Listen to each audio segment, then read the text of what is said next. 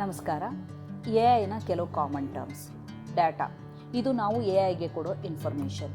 ಅದು text, image, audio, video ಏನಾದರೂ ಆಗಿರ್ಬೋದು. ನಾವು ಹೇಗೆ ಬುಕ್ಸಿಂದ ಕಲಿತೀವೋ ಹಾಗೆ ಎ ಐ ಡಾಟಾಯಿಂದ ಕಲಿಯುತ್ತೆ. ಡಾಟಾ ಸೆಟ್, ಇದು ಕಲೆಕ್ಷನ್ ಆಫ್ ಡೇಟಾ.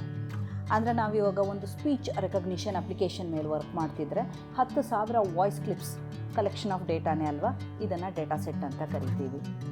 ಟ್ರೈನಿಂಗ್ ಅಂದರೆ ಈ ಫೇಸಲ್ಲಿ ಎ ಐ ಲರ್ನಿಂಗ್ ಮಾಡ್ತಾರೆ, ಅಂದರೆ ಕಲಿಯೋ ಫೇಸಲ್ಲಿ ಇರುತ್ತೆ. ನಾವು ಕಳಿಸಿರೋ ಡೇಟಾ ಸೆಟ್ಟಿಂದ ಅದರಲ್ಲಿರೋ ಪ್ಯಾಟರ್ನ್ಸ್ ಹಾಗೂ ರಿಲೇಷನ್ಶಿಪ್ಸ್ ಇವುಗಳನ್ನೆಲ್ಲ ಕಲಿತಾ ಹೋಗುತ್ತೆ. ಈ ಫೇಸನ್ನು ಟ್ರೈನಿಂಗ್ ಅಂತೀವಿ.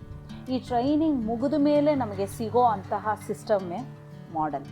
ಸೊ ಆಫ್ಟರ್ ಟ್ರೈನಿಂಗ್ ನಮಗೆ ಸಿಗೋ ಎ ಐ ಸಿಸ್ಟಮ್ ಮಾಡೆಲ್. ಈಗ ಅದು ಅಪ್ಲಿಕೇಶನ್ಗೆ ಡಿಪ್ಲಾಯಬಲ್ ಆಗಿ ರೆಡಿಯಾಗಿರುತ್ತೆ. ಪ್ರಾಂಪ್ಟ್, ಈಗ ಟ್ರೈನ್ ಆಗಿರೋ ಈ ಮಾಡೆಲ್ಗೆ ನಾವು ಕೊಡೋ ಇನ್ಸ್ಟ್ರಕ್ಷನ್ನೇ ಪ್ರಾಂಪ್ಟ್. ಸ್ಪೀಚ್ ರೆಕಗ್ನಿಷನ್ ಅಂತ ಹೇಳಿದ್ವಲ್ಲ, ಒಂದು ವಾಯ್ಸ್ ಕ್ಲಿಪ್ಪನ್ನು ಕೊಟ್ಟು ಅಥವಾ ಈ ಸ್ಪೀಚನ್ನು ನೀನು ಟೆಕ್ಸ್ಟಾಗಿ ಕನ್ವರ್ಟ್ ಮಾಡು ಅಂತ ಹೇಳ್ತೀವಲ್ಲ, ಅದೇ ಪ್ರಾಂಪ್ಟ್. ಅಕ್ಯುರೆಸಿ, ಎಷ್ಟು ಸಲ ನಮ್ಮ ಎ ಐ ಸಿಸ್ಟಮ್ ಕರೆಕ್ಟಾದ ಉತ್ತರವನ್ನು ಕೊಡುತ್ತೆ, ಅದು ಅಕ್ಯುರೆಸಿ ಆಗುತ್ತೆ. Better accuracy, better for performance. ಅಂದರೆ ನಾನು ಕೊಡೋ ಸ್ಪೀಚನ್ನು ಎಷ್ಟು ಕರೆಕ್ಟಾಗಿ ಟೆಕ್ಸ್ಟಾಗಿ ಕನ್ವರ್ಟ್ ಮಾಡುತ್ತೆ, ಎಷ್ಟು ಸಲ ಮಾಡುತ್ತೆ, ಇದು accuracy. Prediction, A I system ಸಾಮಾನ್ಯವಾಗಿ ಪ್ರಿಡಿಕ್ಷನ್ ಬೇಸ್ಡ್ ಅಪ್ಲಿಕೇಶನ್ಸಲ್ಲಿ ಹೆಚ್ಚಾಗಿ ಕಾಣ್ತೀವಿ. ಅಂದರೆ ಒಂದು ಒಳ್ಳೆ ಗೆಸ್, ಊಹೆಯನ್ನು ಕೊಡೋದು.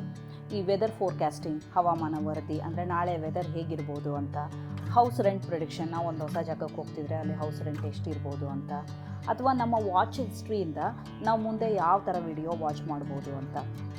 ಇದನ್ನು ಪ್ರಿಡಿಕ್ಷನ್ ಅಂತ ಕರಿತೀವಿ. ಇನ್ಫರೆನ್ಸ್, ಈ ಟ್ರೈನ್ಡ್ ಆಗಿ ರೆಡಿ ಇರೋ ಮಾಡೆಲ್ಗೆ ನಾವು ಒಂದು ಪ್ರಾಂಪ್ಟನ್ನು ಕೊಟ್ಟು, ಅಂದರೆ ಇನ್ಸ್ಟ್ರಕ್ಷನನ್ನು ಕೊಟ್ಟು ಆನ್ಸರನ್ನು ಪಡಿತೀವಲ್ಲ, ಇದನ್ನು ಇನ್ಫರೆನ್ಸ್ ಅಂತೀವಿ. ಈಗ ಚಾಟ್ GPT ಜೊತೆ ನಾವು ಏನು ಮಾಡ್ತಿದ್ದೀವಲ್ಲ, ಕಮ್ಯುನಿಕೇಷನ್, ಒಂದು ಕ್ವೆಶ್ಚನ್ ಕೇಳಿ ಆನ್ಸರ್ ಪಡೆಯೋದು, ಇದು ಇನ್ಫರೆನ್ಸ್. Thank you.